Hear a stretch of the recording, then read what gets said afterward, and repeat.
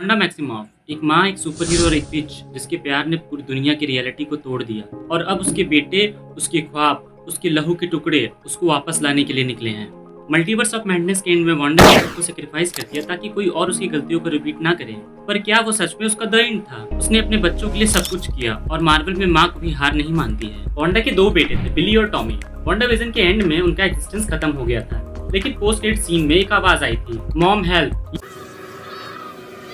ये था सिग्नल कि कहीं किसी और दुनिया में बिली अब भी जिंदा है। और मार्वल कॉमिक में बिली मैक्सिमॉफ ही बनता है वीकन, एक नेक्सस बीइंग जो रियलिटी को मैनिपुलेट कर सकता है अपनी माँ की तरह। एमसीयू ग्रेजुअली अपने नए सुपर हीरोज को इंट्रोड्यूस कर रहा है, जैसे केट बिशप, अमेरिका चैवेज, लोकी किड और वीकन भी इस टीम का पार्ट बनने वाला है। पर वीकन का मिशन सबसे अलग होगा, सबसे पर्सनल। वो सिर्फ विलन से लड़ने नहीं, अपनी माँ को वापस लाने के लिए लड़ रहा होगा।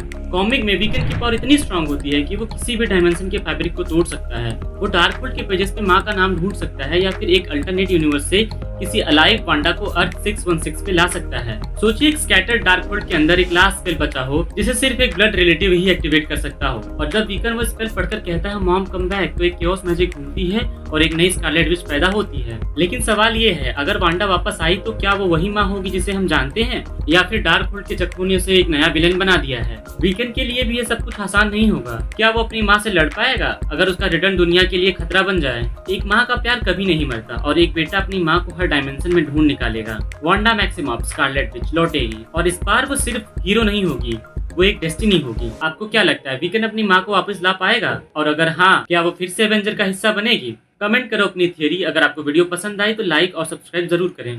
देसी मार्वल फैंस असेंबल।